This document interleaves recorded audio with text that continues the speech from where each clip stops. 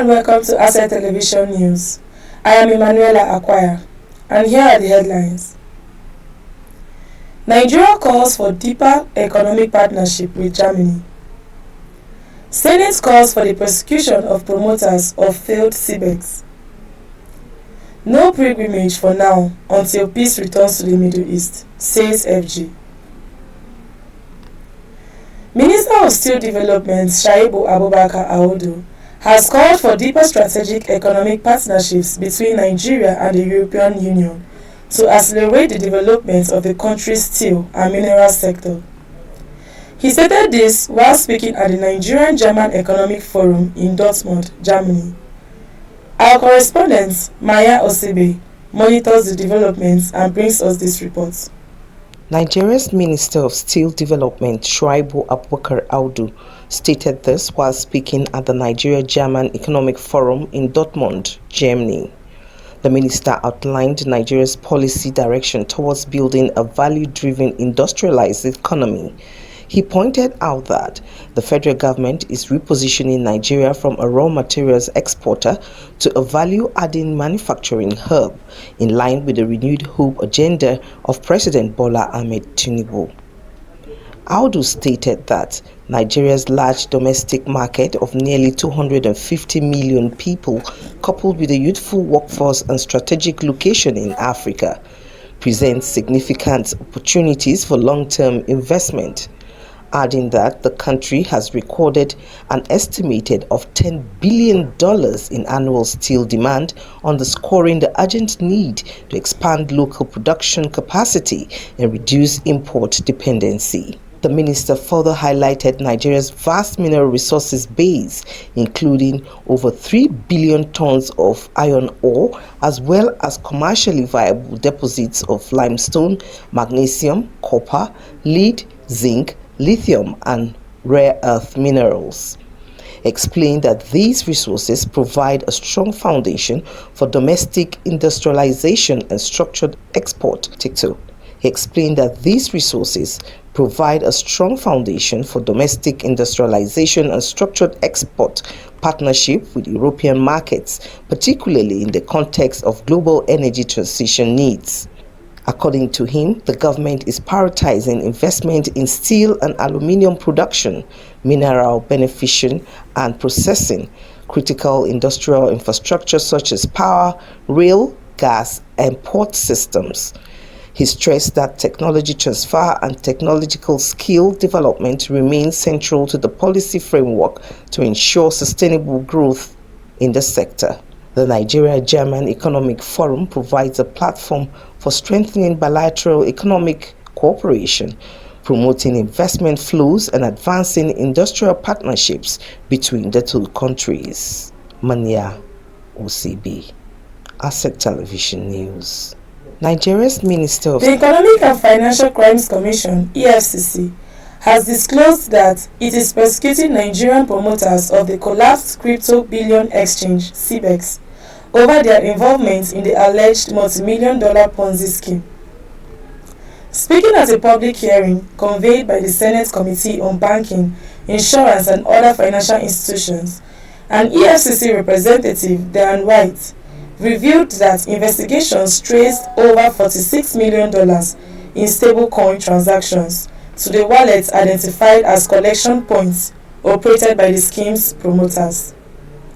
According to him, although initial speculative figures were exaggerated, forensic blockchain analysis confirmed that over $46 million flowed into the identified wallets. White disclosed that more than 1,200 victims have so far been identified in Lagos and Ogun states alone, noting that the actual number nationwide is believed to be far higher. As at the point of investigation, was reading about 1.3 trillion. But the record that was held on the blockchain when investigation did analysis of what has come in to that wallet that we identified as the collection wallet by the promoters, by CBEX, read for over $46 million if you convert it. Because the virtual asset that was going in was a stable coin. And it's one of those assets that is backed by a commodity 1-for-1, which is dollar, USDT. And the victims that we have been able to identify, within this period from only 2 states, which is Lagos and Ogun, just above 1,200, but we believe there are more. Now, when we looked at what happened to the flow of funds, we found out that these monies will come into the wallet and it kept on bouncing off different wallets on the blockchain. It gets to points where what is referred to as smart contract will hold it at a node called a bridge and it will send it off to other wallets. Apart from the promoters who are the identified Nigerians that promoted this, we were also able to identify some beneficiaries that were behind these promoters that were from Asia. And as we speak today, their offices have been shut down. Some of their infrastructures have been seized because it provides evidential value for prosecution in this case. And some funds that were found on the blockchain, we were able to block them. And we have put in an interim forfeiture order, and we have started off with a process of a final forfeiture, and by the grace of God, in the shortest possible time, we're at the brink of receiving that. It will also interest you to know that the promoters, the Nigerian promoters, are currently being prosecuted on different charges for promoting an unlicensed exchange. We also like to give our appreciation to the Security and Exchange Commission, because at the start of this, they flagged it even before the ship went down. It was only during investigation that we saw that they had been giving out advisories to the general public not to interact, not to engage with this particular exchange. But people still went ahead in millions. Now we're hoping. Meanwhile, the Senate Committee on Banking, Insurance and Other Financial Institutions convened the deliberations on a bill seeking to amend the Banks and Other Financial Institutions Act, following a motion for an investigative hearing into the operations of Ponzi schemes in Nigeria, with particular reference to the CBEX incident. This engagement is conveyed pursuant to the constitutional mandate of the Senate to consider matters of critical importance to the stability, integrity, and the resilience of Nigeria's financial system. Today, we are addressing 2 issues of national significance. One, the consideration of the bill for an act to amend the Banks and Other Financial Institutions Act 2020, SB 959, and the motion mandating an investigative hearing into the operations of Ponzi schemes in Nigeria, with particular reference to the recent crypto bullion exchange CBEX incident. Both matters strike at the very core of financial system stability. They also strike at consumer protection, regulatory effectiveness, and public confidence in our economic institutions.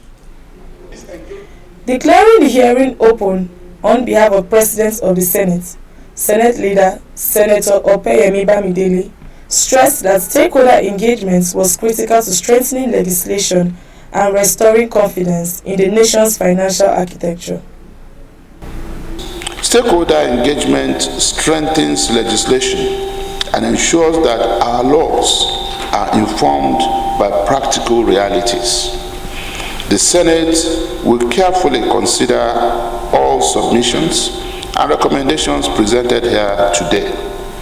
On this note, it is my pleasure, as well as the pleasure of our distinguished minority leader, to, on behalf of His Excellency, the President of the Senate, formally declare this one-day public hearing of the Senate Committees on Banking, Insurance and Other Financial Institutions, ICT and Cybercrime Security, Capital Market as well as Anti-Corruption and Financial Crimes on the amendment to the Banks and Other Financial Institutions Act 2022 SB 959 and the investigative hearing into the operations of Ponzi schemes in Nigeria, with particular reference to the crypto bullion exchange incident, hereby open. In his remarks, Deputy Governor for Financial System Stability at the Central Bank of Nigeria, Philip Ike Ozwa, welcomed key innovations in the proposed amendments, particularly the establishment of a registry for systematically important financial institutions. I would say that we recognize among the key innovations, namely the establishment of a registry for systematically important institutions, and that is very well in order and would allow a much better and sharper focus on supervising and oversighting institutions that have critical impact in driving significant parts of our financial system. President Bola Ahmed Tinubu has nominated Taiwo Oyedele as the Minister of State for Finance, replacing Dr. Doris Uzoka Anite. Uzoka Anite will now move to the Ministry of Budget and National Planning as the Minister of State, her third portfolio in the administration. President Tinubu has conveyed the nomination of Oyedele to the State Senate for confirmation in a letter to the Senate President, Godswill Akpabio. Until President Tinubu nominated him as a minister, Oyedele from Okaram Akoko, Ondo State, was the chairman of the Presidential Committee on Fiscal Policy and Tax Reforms, which overhauled Nigeria's tax system. The Department of State Services has arrested some security operatives implicated in the security breach at Nnamdi Azikiwe International Airport, Abuja, during the failed arrest of former governor of Kaduna State, Nasir El-Rufai, upon his return to Nigeria from Egypt on February 12th. The DSS failed in its bid to arrest El-Rufai, but his passport was eventually seized. Confirming the developments, the former governor's spokesman, Moyiwa Adekeye, had announced the seizure of his principal's passports after the botched arrest attempt. El-Rufai later honored the invitation from the Economic and Financial Crimes Commission and was grilled for three days before he was granted bail. But the Independent Corrupt Practices and Other Related Offences Commission later arrested him. Giving an update on the situation, the DSS in a statement on Tuesday said the security operatives could not arrest El-Rufai at the airport because he allegedly bribed some security operatives upon his return from Egypt. However, the DSS clarified that not all those arrested collected bribes, but that they consented to the act and would be appropriately sanctioned. Asante will be back after the short break. Stay tuned. Mom, 20,000 naira for that video game I told you about. 20,000? Yeah. Did your dad just give you money? Yeah, but I need more for this new release. My hands are busy. Go ahead, send it yourself. 20,000, okay? Facial verification. What the? Forgot to mention, your dad taught me how to set it up in order to avoid sending large sum of money accidentally. Come on. You think you can assault me the way you studied with your dad? You are lucky I'm always sending it.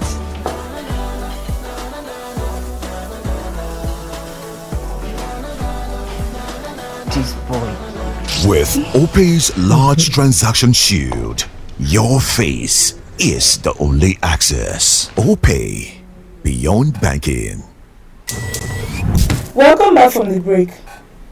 The federal government, through the Nigerian Christian Pilgrim Commission, on Tuesday announced the immediate suspension of all Christian pilgrimage to Israel following the deteriorating security situation in the Middle East. The Executive Secretary of the Commission, Stephen Adegbite, disclosed this in Lagos during a press briefing shortly after about 500 pilgrims arrived at the Murtala Muhammed International Airport from the 2025 main pilgrimage exercise. Adegbite explained that the 2025 pilgrimage exercise commenced on December 29, 2025, with the inaugural flight departing from the Nnamdi Azikiwe International Airport, Abuja. According to him, over 4,000 Nigerian Christian pilgrims were successfully airlifted to the Holy Land during the exercise without any reported incident. The NCPC boss described the 2025 exercise as smooth and successful, attributing it to effective coordination and government support. Despite the successful completion of the main pilgrimage, Adegbite said recent military developments in Israel and the wider Middle East had compelled the Commission to suspend further trips. The governor of Adamawa State, Ahmadu Fintiri, has declared that no Northerner should run for Nigeria's presidency in 2027. He stated that it is the South's turn to lead, and that the region should complete its 8-year tenure in office if the country wants to move forward. Fintiri, who recently defected from the People's Democratic Party to the All Progressives Congress, said that allowing the South to hold the presidency uninterrupted will ensure fairness and stability in national governance. He said nobody in the North has business to contest for the presidency at the moment. It is the South's turn. They should complete their 8 years if we are really serious about this country and leadership. The Super Falcons of Nigeria roared back to winning ways on Tuesday night, brushing aside the indomitable Lionesses of Cameroon 3-1 in Yaoundé to square their 2-match friendly series. 3 days after falling to a narrow defeat at the military stadium, the 9-time African champions returned to the same ground with more determination. Cameroon struck first again as a 7th-minute effort stunned Nigeria and briefly revived memories of Saturday's setback. But the response was swift and assured. In the 32nd minute, Chinwendu Ehezua held Nigerian level. The forward rose highest inside the box to bury a firm header from Risola Babajide's inviting cross. The equalizer settled the visitors and shifted momentum. Babajide was not done. 2 minutes before the break, she reacted quickest after a goal-mouth scrabble and drilled home to complete the turnaround.